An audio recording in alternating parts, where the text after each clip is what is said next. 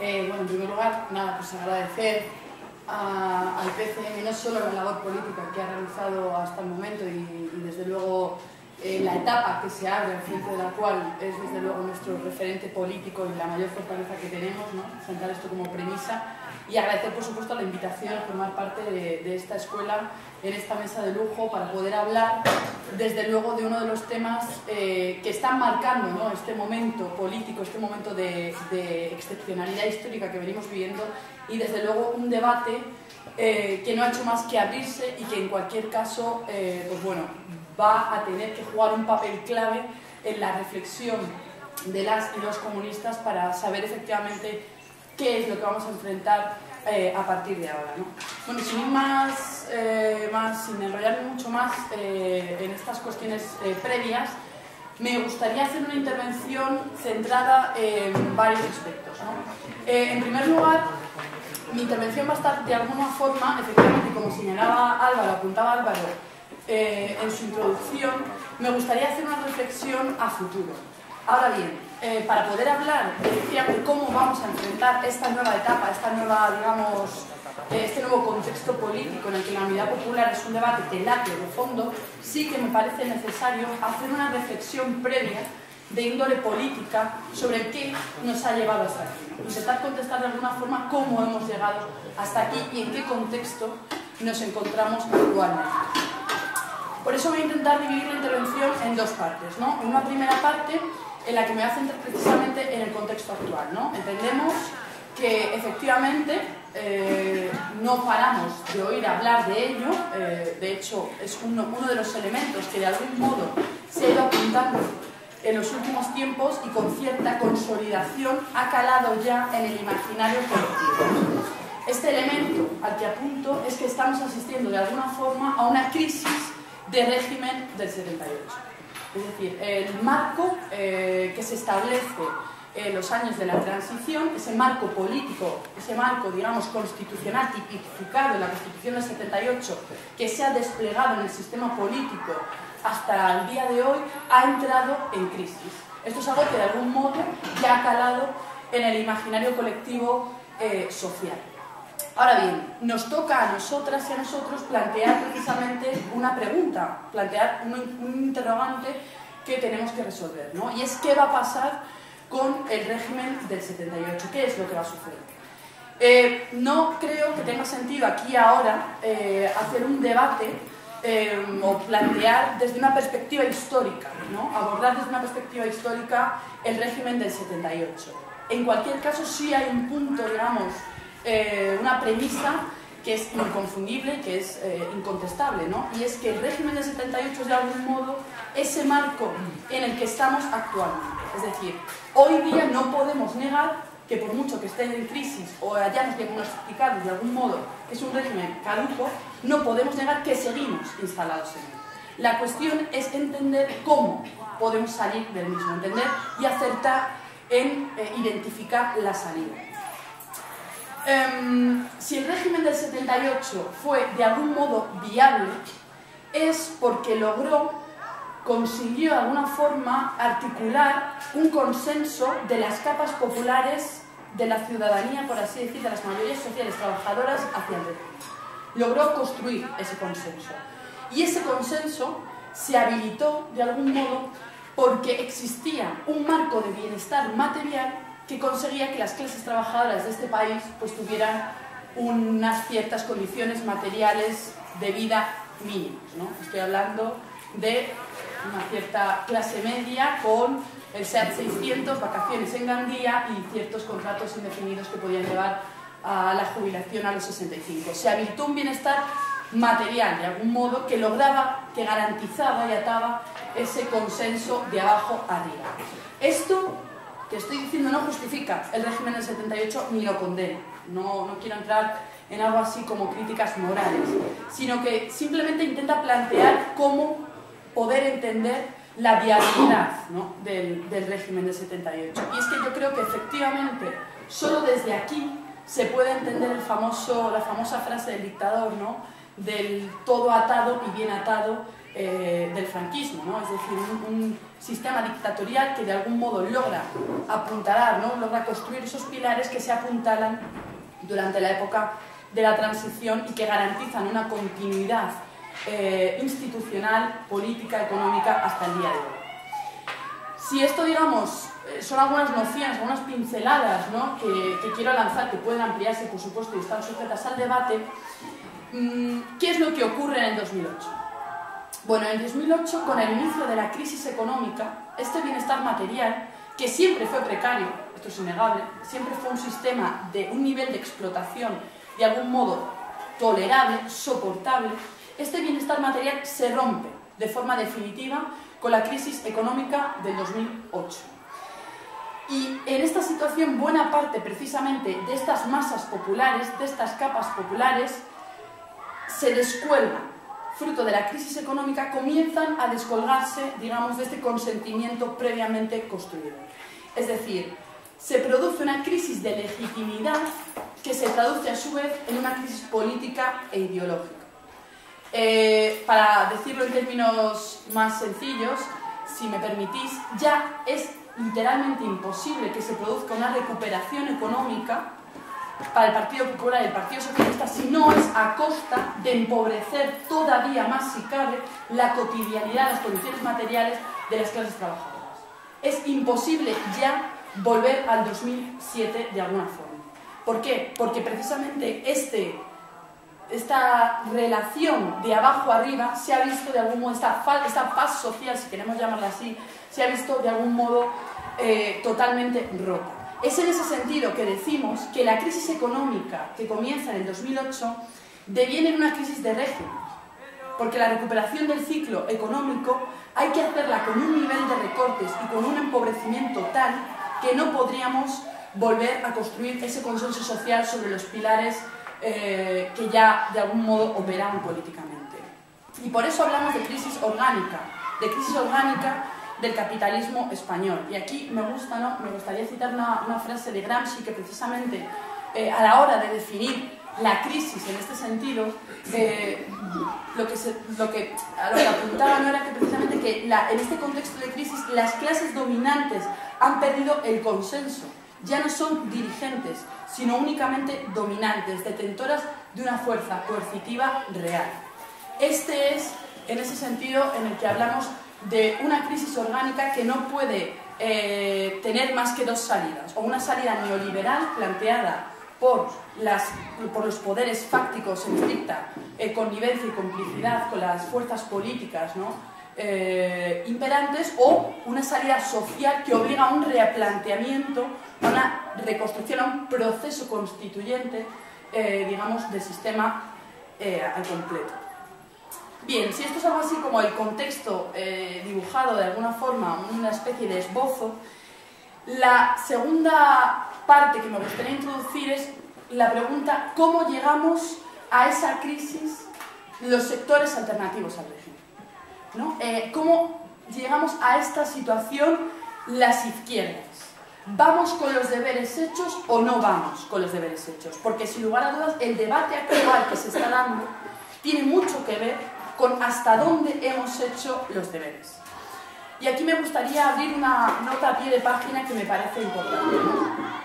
Desde los años 80 es sin lugar a dudas evidente que se han ido conformando de alguna forma dos sectores, ¿no?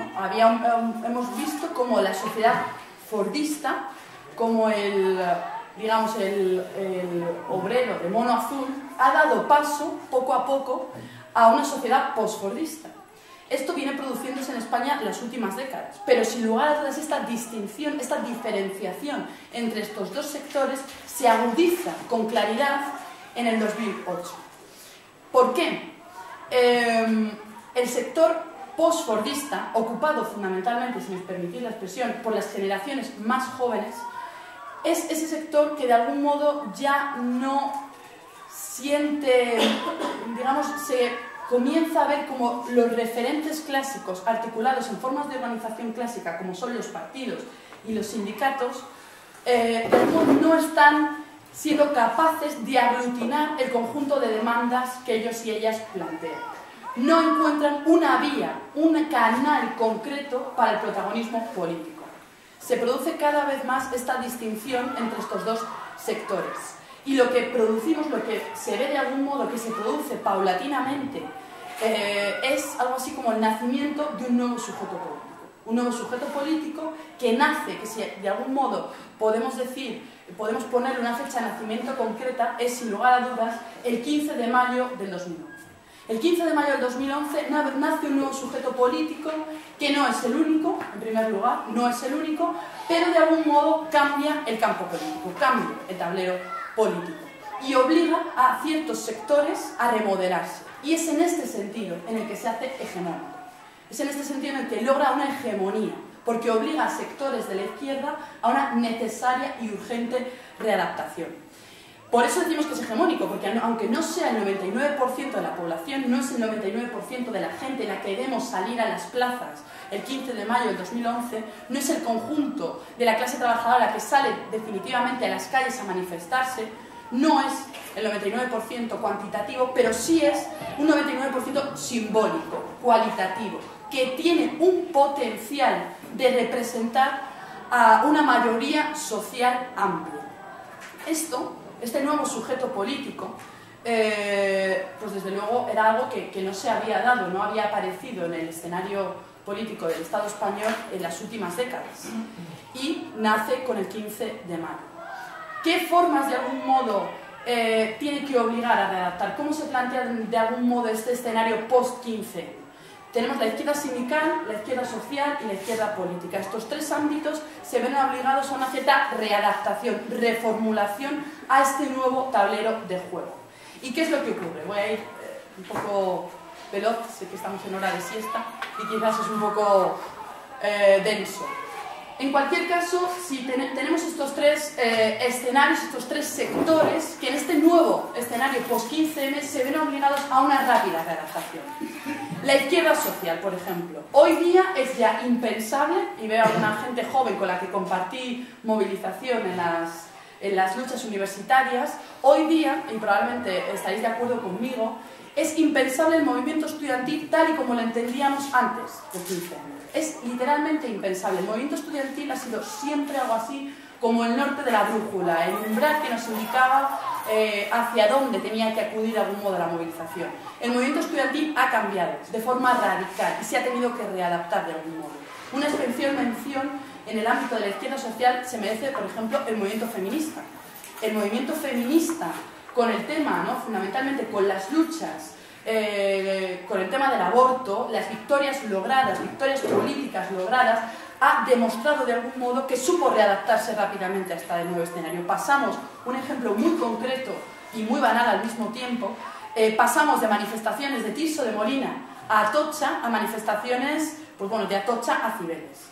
Vimos de algún modo cómo el movimiento feminista supo aglutinar, supo responder a estas demandas de este nuevo sector que de algún modo no se veían canalizadas en los referentes que habían operado políticamente de forma clásica. La izquierda sindical.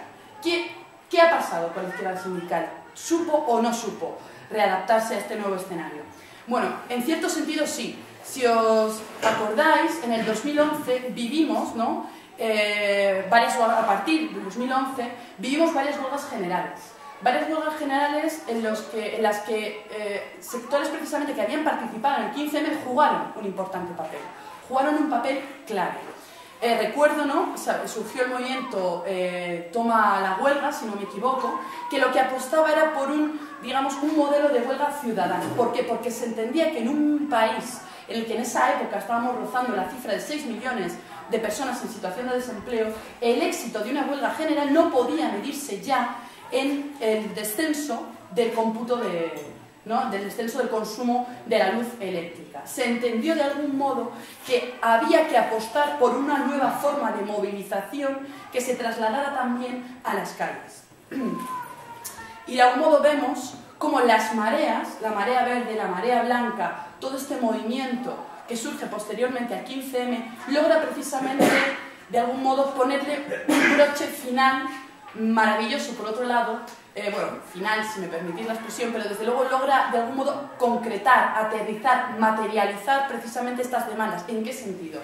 Logra aunar hacer confluir en una misma movilización a, digamos, personas afectadas por los recortes en servicios públicos con precisamente la clase trabajadora que reivindicaba eso. La Marea Verde no es sino el lograr aunar a profesores y profesoras junto con AMPAs y personal afectado por los recortes en la pública. La Marea Blanca es exactamente lo mismo. Es decir, de algún modo se logra aunar en un conflicto sectorial estos dos ámbitos. ¿Qué es lo que ocurre? Que con el avance de la movilización, estos dos sectores postfordista y fordista se encuentran en las calles. ¿Cuándo? El 22 de marzo del 2014. El 22 de marzo del 2014, en contra de todo el aparato mediático, de todo el aparato comunicativo del Estado, de forma casi sorpresiva, más de 1 millón de personas, según algunas cifras, llenaron las calles de Madrid. Y lo que encontramos ahí fue precisamente uno más de estos ejercicios de unidad popular que hoy día están tomando otra forma, pero eso era también unidad popular. Sindicalistas, personas del 15M, personas desempleadas, personas en situación no, trabajadores, fuerzas políticas organizadas, de algún modo logran coordinar y sacar adelante esta importante movilización. Bien, y si he hecho un breve repaso rápido de algún modo cómo logra, ¿no?, readaptarse estos dos ámbitos a este nuevo escenario, la pregunta es ¿qué pasa con la izquierda política? Esta es la cuestión. ¿Qué pasa con la izquierda política en este nuevo escenario post-15M? ¿Cómo llega la izquierda política a la crisis? ¿Cómo llega? ¿Ha hecho o no ha hecho los deberes? Bueno, la pregunta tiene un gran calado y desde luego se está contestando. Es un proceso, es una pregunta que de algún modo estamos contestando aquí y ahora. Podríamos decir que ha habido intentos de refundación dentro de nuestra fuerza política, ¿no? Hubo un momento en el que se aceptó de forma generalizada que, digamos, Izquierda Unida, como movimiento social y político, quizás no tenía que hegemonizar, pero sí era la fuerza política que tenía que hacer la llamada, que tenía que convocar, que tenía que precisamente aglutinar, de algún modo, a esos sectores antirrégimen que estaban dispersos por distintas causas, pero de algún modo se entendió que Izquierda Unida era ese movimiento social y político que tenía que aglutinar a estos sectores. Esto fue algo así, a mi modesto entender, el proyecto de refundación, un proyecto frustrado por cuestiones diversas, en torno a las cuales no voy a entrar, pero sí de algún modo se entendió, hubo una lectura del momento político que nos llevó al diagnóstico de entender que no había en aquel momento un aglutinante de todo el cuerpo social afectado por la crisis porque estaba precisamente disgregado en distintos sectores. Y al mismo tiempo se llegó a la conclusión de que no había un aglutinante político de las organizaciones políticas, ¿no?, alternativas al régimen, de las organizaciones sociales y de las organizaciones sindicales. Esa lectura de ese momento político, ese análisis, nos llevó a esa conclusión. Se frustró, salió mal. La historia dirá por qué, los libros lo escribirán. En cualquier caso, sí es evidente que esto era el escenario algo así previo al 15M en el que Izquierda Unida operaba.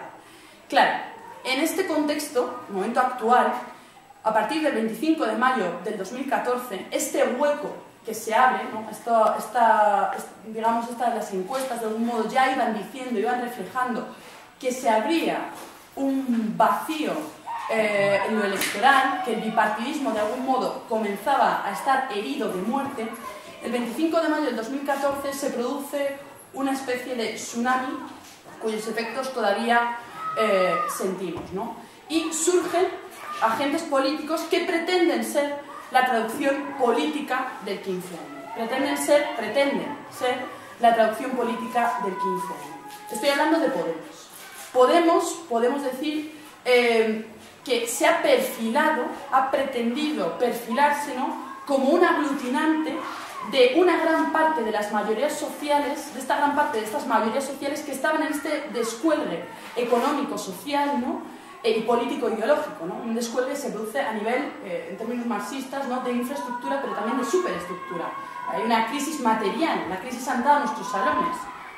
Ya llegar a fin de mes es muy complicado, pero es que a su vez ya nadie confía en esta clase política. Se produce una crisis ideológico-política en todas sus dimensiones, ¿no? De algún modo Podemos intenta aglutinar estas mayorías sociales en descuelgue. Ahora bien, no parecen presentar una alternativa clara. Y por otro lado, lo que tenemos es otros sectores, como las fuerzas de izquierda organizadas, que han aglutinado a buena parte de la izquierda social, sindical y política, identificados con un proyecto ideológico nítido de izquierdas que no hemos sabido convertirlo en un discurso de mayoría.